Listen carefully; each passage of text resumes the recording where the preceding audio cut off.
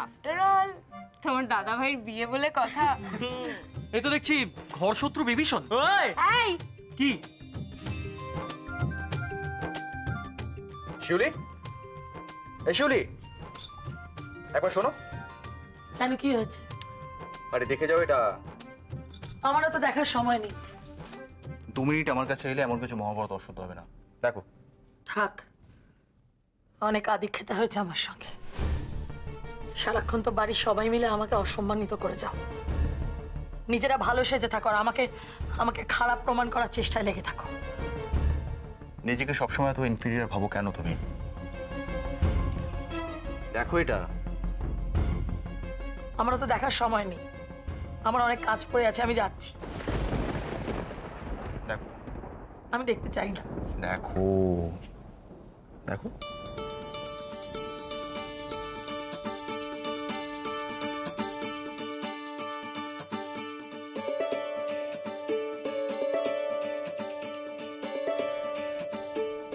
মা, কি এটা?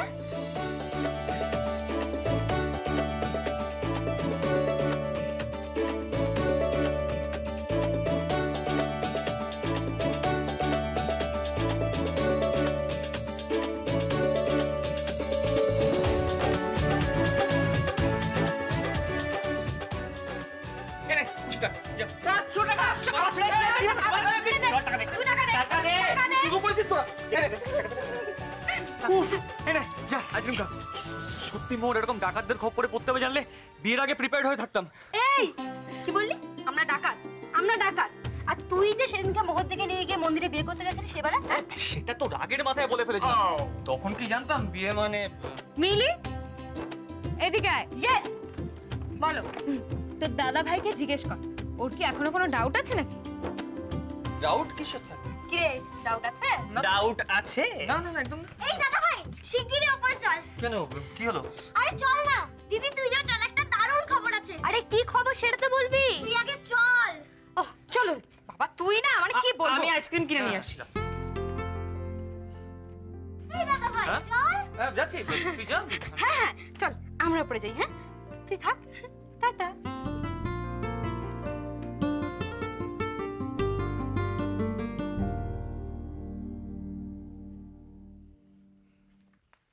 আরে কি হলো? তার মানে এখনো ডাউট আছে, তাই তো?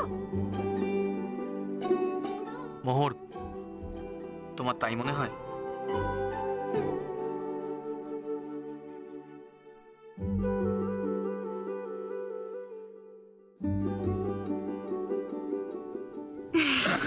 কিছু আবদারের জানি নেই মানে তোর সঙ্গে আজ আমাকে নে এগিয়ে দে দু এক পা,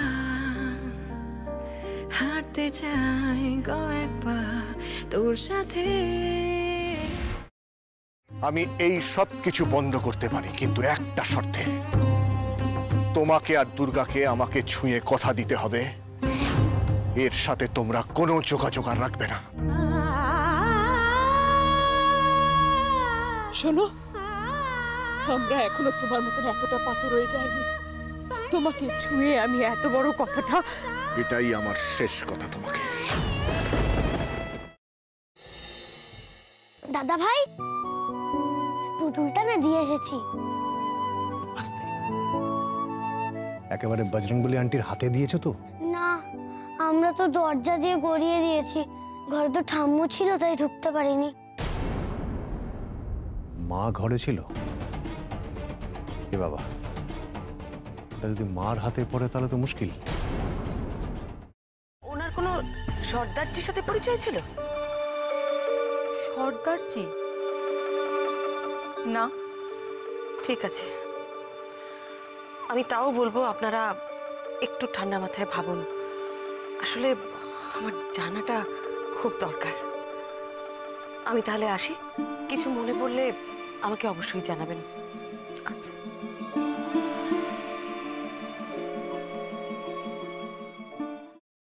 ফ্রাইং প্যানে Emami healthy and tasty refined rice bran oil গরম করে তাতে গোটা কালো সর্ষে আর কারি পাতা ফোড়ন দিয়ে ওর মধ্যে একে একে টমেটো কুচি, বাঁধাকপি বাটা, নুন, হলুদ গুঁড়ো, শুকনো লঙ্কা গুঁড়ো আর সামান্য চিনি দিয়ে ভালো করে কষিয়ে নিয়ে ওই মিশ্রণে কুড়িয়ে বেটে রাখা নারকেল, পাকা লঙ্কা কুচি আর কারি পাতা দিয়ে ভালো করে নাড়াচাড়া করে নামিয়ে নিয়ে নারকেলের স্লাইস, পাকা লঙ্কা স্লাইস আর কারি পাতা দিয়ে সাজিয়ে সার্ভ করুন বাঁধাকপির ঝাল।